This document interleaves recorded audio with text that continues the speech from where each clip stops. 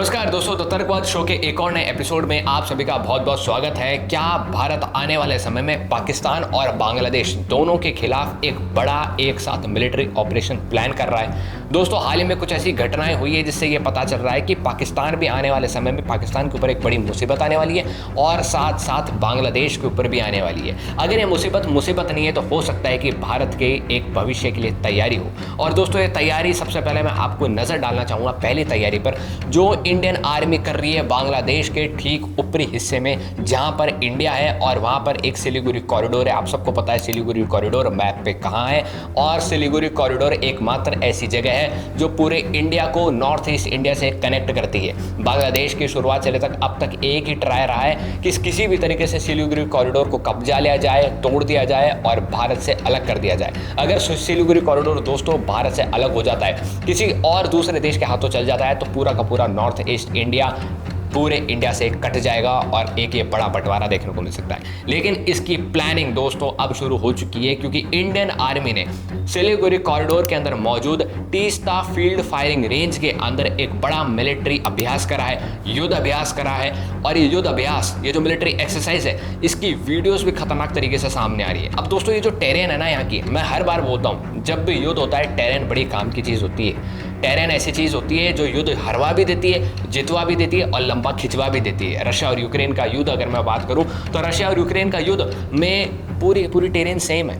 Russia की भी terrain और यूक्रेन की टेरेन सेम है, लेकिन फिर भी ये युद्ध खिंच क्यों रहा है? ये युद्ध इसलिए खिंच रहा है क्योंकि यूक्रेन ने स्ट्रैटेजी चल रही है। यूक्रेन का जितना हिस्सा रशिया ने कब्जा लिया है उतना तो रशिया ने कब्जा लिया है, क्योंकि रशिया को पता नहीं है कि यहाँ पर क्या क्या था। लेकिन अब यूक्रेन ने अलग अलग जगह बंकर्स बना रहे हैं, अलग अलग जगह स्ट्रैटेजी से चल रहा है। मैंने आपको एक बार पहले भी कहा था कि अगर आप किसी और के घर में किसी को पीटने जाएंगे तो आपको पता नहीं है कि उसका कमरा कहाँ है, उसकी किचन कहाँ है, उसका बाथरूम कहाँ है। वो कहीं से भी आकर आप पर हमला कर सकता है। रशिया इसी वजह से तो नहीं जीत पा रहा है या आगे बढ़ पा रहा है युद्ध के अंदर। अफगानिस्तान के अंदर अब तक रशिया ना तो पूरे तरीके से अफगानिस्तान को कैप्चर कर पाया, ना ही अमेरिका कर पाया, क्योंकि अफगानिस्तान का जो टेरेन है वो सिर्फ और सिर्फ तालिबानियों को समझ आता है। बलूचिस्तान का जो टेरेन है वो सिर्फ और सिर्फ बलूचिस्तान लिबरेशन आर्मी वालों को समझ आता है।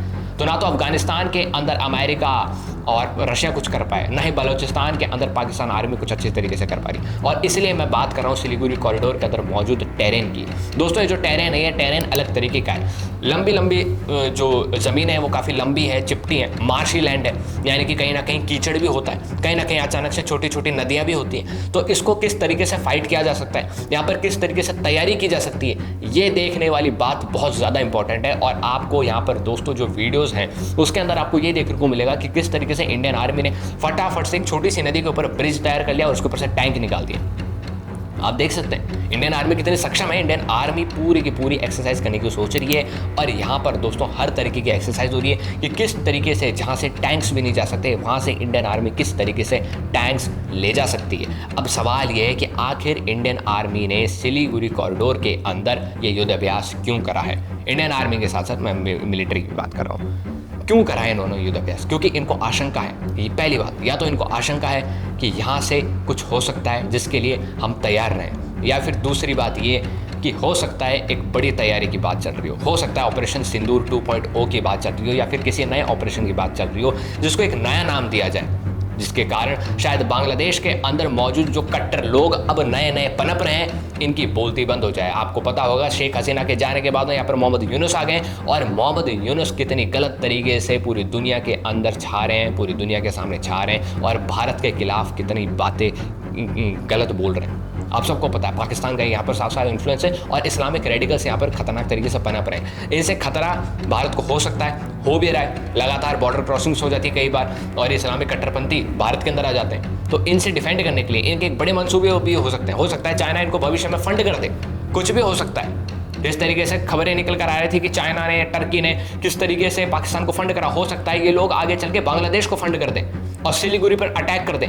इसलिए सिलीगुड़ी की तैयारी चल रही है, और इसलिए तारीफ करनी चाहिए इंडियन थ्री आर्म फोर्सेस की, इंडियन आर्मी की तारीफ करनी चाहिए। अब मैं लेकर आता हूँ आपको दूसरी घटना पर। दोस्तों, दूसरी घटना है भारत के डिफेंस मिनिस्टर राजनाथ सिंह की। राजनाथ सिंह ने जब हाल ही में भुज एयरबेस पर गए थे तब उन्होंने कुछ बातें कही, जिसके अंदर से मैं कुछ बातें कोट करना चाहता हूँ। उन्होंने कहा कि पाकिस्तान के अंदर जो हाल ही में वो ऑपरेशन सिंदूर के दौरान वो सिर्फ और सिर्फ ट्रेलर था, आगे बहुत कुछ होना बाकी है और पाकिस्तान की हम कमर तोड़ देंगे, ऐसे करके उन्होंने बात कही। इनसे क्या समझ आता है दोस्तों कि एक प्रहार जो पाकिस्तान पर पहले हो चुका और उस प्रहार के बाद ये पाकिस्तान दोस्तों सुधर नहीं रहा है। पहली बात तो पाकिस्तान कहाँ सुधर रहा है?